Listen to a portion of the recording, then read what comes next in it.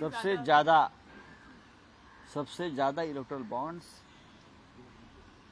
ये जो गेमिंग और गैम्बलिंग कंपनी ने परचेस किए हैं, और ये बॉन्ड्स किसको दिए है सबको मालूम है।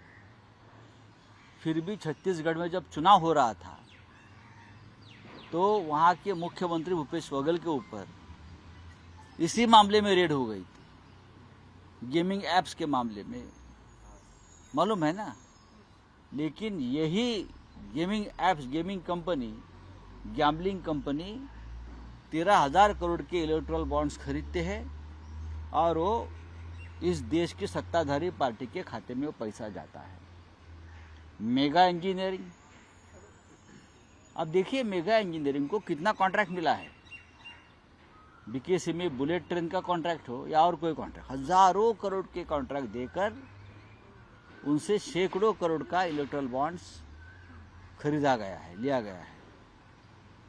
हाँ, पाकिस्तान की कंपनी है उसमें, ये पाकिस्तान की कंपनी यहाँ इलेक्टोरल बॉन्ड खरीदी करती है और बीजेपी के खाते में पैसा जाता है।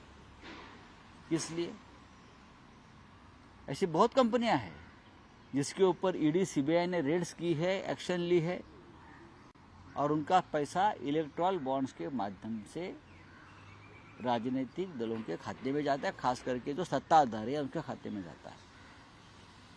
तो प्रधानमंत्री जी का जो न खाऊंगा न खाने दूंगा का जो नारा है वो कहाँ जाता है। एक उद्योगपति प्रधानमंत्री से मिलता है, दूसरे दिन इलेक्टोरल बॉन्ड्स खरीदकर भारतीय जनता पार्टी के खाते में पैसा जाता है। भ्रष्टाचार का सबसे बड़ा स्रोत कोई होगा तो प्रधानमंत्री कार्यालय, पीएम केयर फंड, यही लोगों ने पैसा दिया है, इसलिए तो वो नाम नहीं सामने दे रही है।